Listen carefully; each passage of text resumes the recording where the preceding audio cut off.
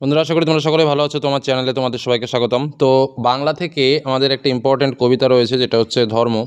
তো এখান থেকে কিন্তু আমাদের পরীক্ষাতে এমসিকিউ প্রশ্ন আসবেই, এবং তোমরা জানো যে আমাদের পরীক্ষাতে এমসিকিউ কোশ্চেন ভালো করে না প্র্যাকটিস করতে পারলে কিন্তু আমাদের রেজাল্ট স্বাভাবিকভাবে খারাপ হবে। যে কারণে আমি এর আগের আলোচনায়ও আদরণী থেকে কিছু ইম্পর্ট্যান্ট প্রশ্ন শেয়ার করেছিলাম। তো আজ আমরা ধর্ম থেকে কিছু এমসিকিউ প্রশ্ন এবং উত্তর সহ শেয়ার করছি। প্রশ্নগুলো ভালো করে একটু দেখে রেখো। এবং যেহেতু আমাদের কবিতার প্রশ্ন, তো কবিতার প্রশ্নের ক্ষেত্রে একটা কথা তোমাদের সবসময় বলে রাখি, যে কবিতার লাইন তুলে তুলে কিন্তু প্রশ্ন দেয়। যে কারণে কবিতাটা যদি পারো মুখস্থ করে ফেলার চেষ্টা করো, বা এমনভাবে রেডি করার চেষ্টা করো যাতে প্রথম অক্ষর দেখলেই পরের অক্ষর কী আছে মনে পড়ে যায়। তাহলে কিন্তু যে কোনো প্রশ্নের উত্তর করতে পারবে। অবশ্যই কবিতার অর্থ সহ মনে রাখবে, কারণ শব্দগুলোর অর্থ পরীক্ষাতে কিন্তু খুবই আসে, এবং কোথা থেকে নেওয়া হয়েছে এটা হচ্ছে স্পেশাল কবিতার বিষয়। তো চলো আমরা ধর্ম থেকে কিছু ইম্পর্টেন্ট প্রশ্ন শেয়ার করি। প্রথম প্রশ্ন, ভ্যান গগের ধর্ম কী ছিল? সঙ্গীত চর্চা, রাজনীতি, উন্মাদনা ও আঁকা, বিজ্ঞানের উন্নতি। তো উত্তর কী হবে? উন্মাদনা ও আঁকা। কবিতায় ধর্মের প্রকৃত সংজ্ঞা কীভাবে ব্যাখ্যা করা হয়েছে? ব্যক্তির কর্ম ও বিশ্বাসের মাধ্যমে, মন্দির মসজিদের মাধ্যমে, রাজনৈতিক শক্তির মাধ্যমে, উপাসনা ও প্রার্থনার মাধ্যমে। উত্তর হচ্ছে ব্যক্তির কর্ম ও বিশ্বাসের মাধ্যমে, অর্থাৎ এ দাগ উত্তর। পরবর্তী প্রশ্ন, লেনিনের ধর্ম কী ছিল? নতুন পতাকা তোলা, যুদ্ধ করা, ধর্মপ্রচার করা, বিজ্ঞান চর্চা করা। উত্তর হচ্ছে নতুন পতাকা তোলা। কবিতায় ধর্মের মূল উদ্দেশ্য কী হওয়া উচিত বলে মনে করা হয়েছে? মানুষকে একত্রিত করা, মানুষকে বিভক্ত করা, সমাজে দ্বন্দ্ব সৃষ্টি করা, ব্যক্তিগত স্বার্থ রক্ষা করা। উত্তর হলো মানুষকে একত্রিত করা।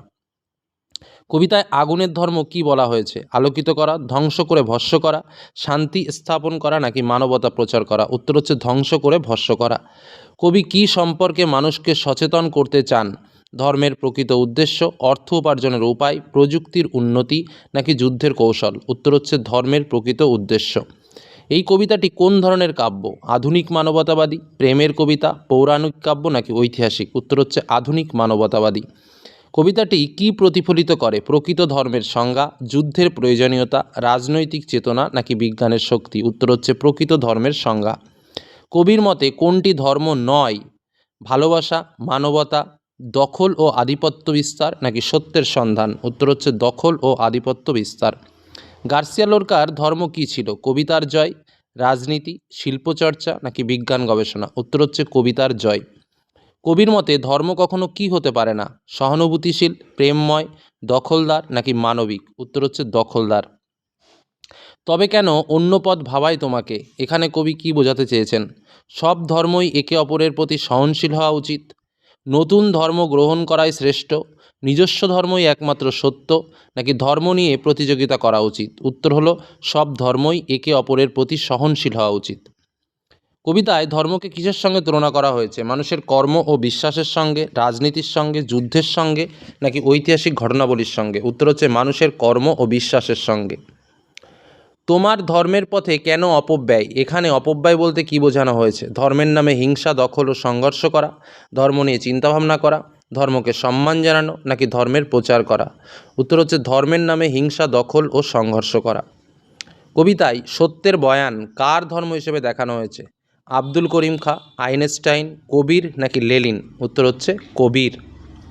যে তোমাকে শিখিয়েছে দখলের কথা, যেন সে ধর্মই নয়। এখানে সে বলতে কাকে বোঝানো হয়েছে? যে তোমাকে শিখিয়েছে দখলের কথা, যেন যেন সে ধর্মই নয়। এখানে সে বলতে কাকে বোঝানো হয়েছে?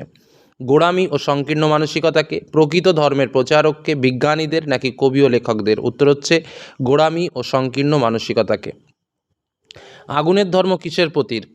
ধ্বংস ও পুনর্জন্মের, শান্তির, দখলদারিত্বের, নাকি কঠোর শাসনের। উত্তর হচ্ছে ধ্বংস ও পুনর্জন্মের।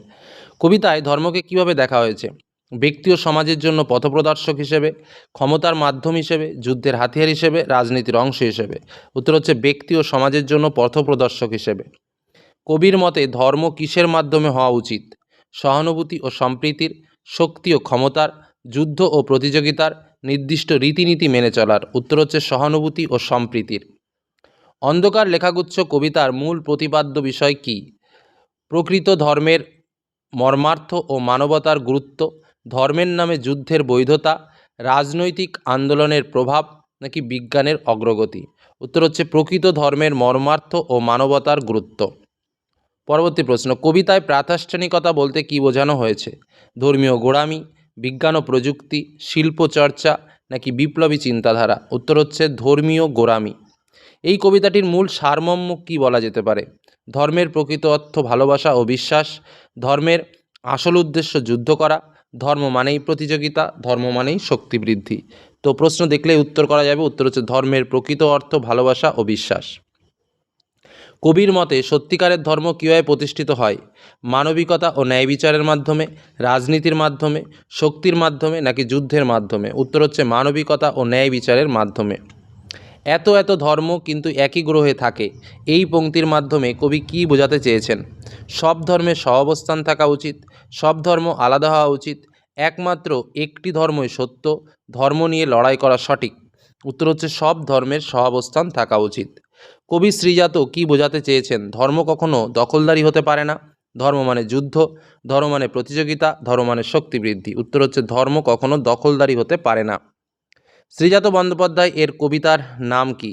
দিগ্বিজয়ের রূপকথা, অন্ধকার লেখাগুচ্ছ, সত্যের সন্ধানে নাকি ধর্ম ও মানবতা? উত্তর হচ্ছে অন্ধকার লেখাগুচ্ছ। আচ্ছা, অন্ধকার লেখাগুচ্ছ কবিতাটি কে লিখেছেন? জীবনানন্দ দাশ, সুকান্ত ভট্টাচার্য, শ্রীজাত, সুনীল গঙ্গোপাধ্যায়। তো উত্তর শ্রীজাত। কবিতায় আব্দুল করিম খাঁর ধর্ম কি বলা হয়েছে? সঙ্গীত, বিজ্ঞান, কবিতা, রাজনীতি। উত্তর হচ্ছে সঙ্গীত।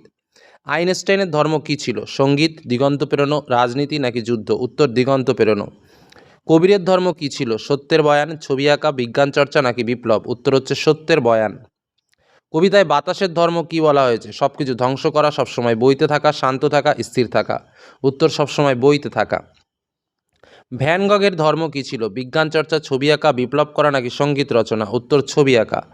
গার্সিয়া লোরকার ধর্ম কী ছিল? সঙ্গীত চর্চা, রাজনীতি করা, কবিতার জয় নাকি শিল্প চর্চা? উত্তর কবিতার জয়।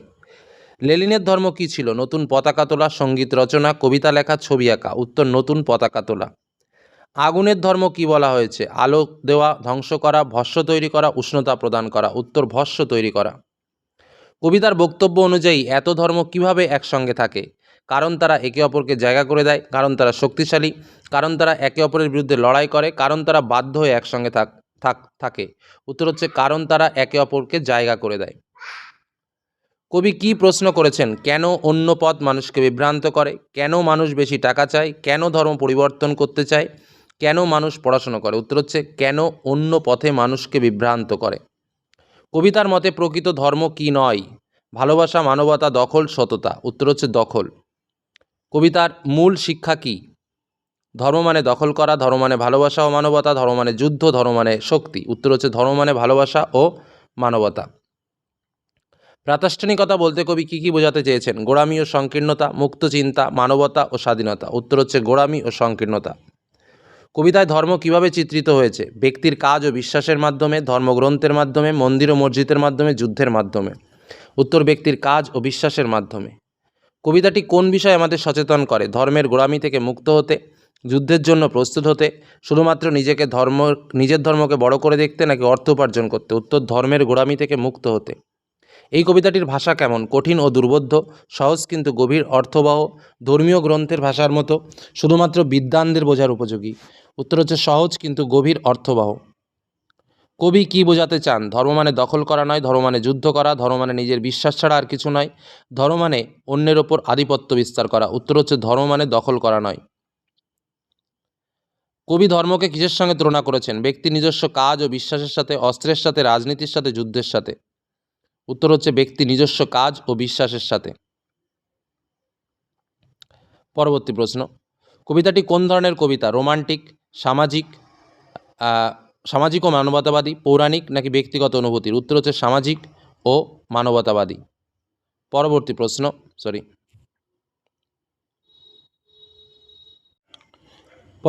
ধর্মকে কিভাবে দেখেছেন? মানুষকে একত্রিত করার শক্তি হিসেবে, মানুষকে বিভক্ত করার উপায় হিসেবে, রাজনীতির হাতিয়ার হিসেবে, সমাজ বিভাজনের মাধ্যমে? উত্তরটা হচ্ছে মানুষকে একত্রিত করার শক্তি হিসেবে।